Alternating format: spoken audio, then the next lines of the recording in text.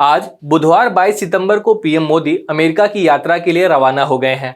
PM के देश छोड़ने के बाद लोगों ने कई तरह के सवाल उठाने शुरू कर दिए हैं, लेकिन उन सवालों का जवाब हर किसी के पास नहीं है। तो चलिए सबसे पहले जानते हैं कि लोग कौन से सवाल पूछ रहे हैं। जैसे कि आप सबको पता है, इसी साल जून में भारत बायोटेक की कोविड-19 वैक्सीन कोवैक्सीन को झटका देते हुए अमेरिकी खाद्य एवं दवा नियामक यानी FDA ने इसे आपातकालीन इस्तेमाल की मंजूरी यानी EUA देने से इनकार कर दिया।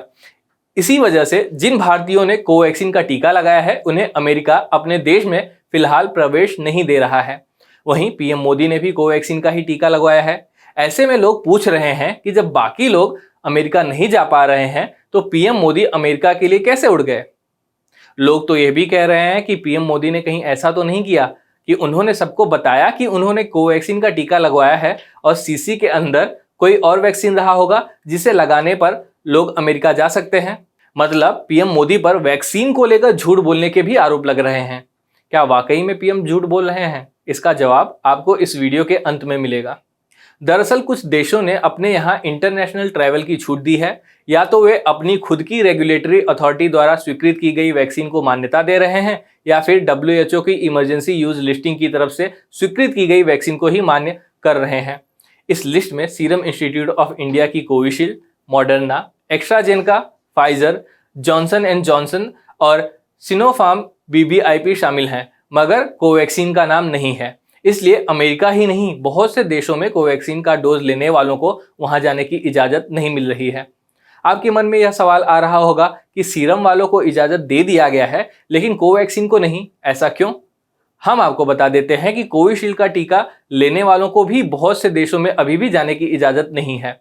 आज जाकर ब्रिटेन ने अपने यात्रा नियमों में बदलाव करते हुए कोरोना वैक्सीन कोविशील्ड को स्वीकृति दी है, वह भी भारत सरकार की ओर से बहुत दबाव बनाने के बाद। भारत बायोटेक ने कोवैक्सीन को WHO से इमरजेंसी मंजूरी के लिए सारे डेटा तो दे दिए हैं, लेकिन मंजूरी मिलने के लिए अगले महीने तक का इंतजार करना पड़ सकता है। टीकाकरण पर विशेषज्ञों के सामरिक सलाहकार समूह की बैठक 5 अक्टूबर को होगी, जिसमें कोवैक्सीन को इमरजेंसी यूज ऑथराइजेशन देने का फैसला होगा। कोवैक्सीन ने WHO से इमरजेंसी मंजूरी के लिए काफी देरी से मंजूरी मांगी थी, इसी वजह से उन्हें अब तक मंजूरी नहीं मिल पाई है। जबकि कोविशील्ड के लिए बहुत पहले आवेदन दिया गया था, जिस वजह से उन्हें बहुत पहले WHO ने मंजूरी दे दी थी। WHO से मंजूरी मिलने के बाद कई देशों ने भी कोविशील्ड को मंजूरी दे दी थी, जिसमें अमेरिका भी शामिल है। फिर लोगों द्वारा उठाए जा रहे सवालों पर वापस आते हैं। अगर वास्तव में पीएम मोदी ने झूठ नहीं बोला है और उन्हें कोवैक्सीन की ही डोज लगी है, तो इस लिहाज से पीएम मोदी को अमेरिका में एंट्री नहीं मिलनी चाहिए थी। तो वहां कैसे जा रहे हैं? जब तक आप यह स्टोरी देख रहे होंगे तब तक पीएम वहां पहुंच भी गए होंगे। तो आपको बता देते हैं कि ब्राजील के राष्ट्रपति जेयर बोल्सोनारो ने भी अभी तक कोरोना वायरस की वैक्सीन नहीं लगवाई है। वहीं बोल्सोनारो न्यूयॉर्क में अगले हफ्ते होने वाले संयुक्त राष्ट्र कॉन्क्लेव में हिस्सा लेने के लिए अमेरिका पहुंच चुके हैं। अब सवाल यह उठता है कि उन्होंने कोई भी वैक्सीन नहीं लगवाया तो वे अमेरिका में कैसे घुस पाए। तो आपको बता दें कि संयुक्त राष्ट्र महासचिव एंटोनियो गुतारेज ने कहा है कि राष्ट्राध्यक्षों पर जरूरी नियमों को नहीं थोपा जा सकता, इसलिए उन्हें अमेरिका जाने की छूट मिल गई। वर्ल्ड लीडर होने के फायदे हैं, आपको आम लोगों से थोड़ा ज़्यादा छूट मिल जाता है, लेकिन वैक्सीन नहीं लगवाने के नुकसान भी हैं। एक रेस्टोरेंट में ब्राजील के राष्ट्रपति जायर बोल्सोनारो को सिर्फ इसलिए एंट्री नहीं दी गई क्योंकि उनके पास वैक्सीन सर्टिफिकेट नहीं था। अब बोल्सोनारो की फुटपाथ पर पिज्जा खाते हुए फोटो सोशल मीडिया पर वायरल हो रही है। तो हम मान के चल रहे हैं कि भले ही कोवैक्सीन की डोज लेने वालों को अमेरिका में नो एंट्री है, पर राष्ट्राध्यक्षों या किसी देश के प्रधानमंत्री या राष्ट्रपति को अगर वैक्सीन नहीं लगी है तो उन्हें वहां जाने की छूट मिल जाती है। इसका उदाहरण और भी है। जब नरेंद्र मोदी गुजरात के CM थे तो गुजरात दंगों को लेकर उन्हें अमेरिका में प्रवेश की इजाजत नहीं थी, मतलब वे वहां बैन थे।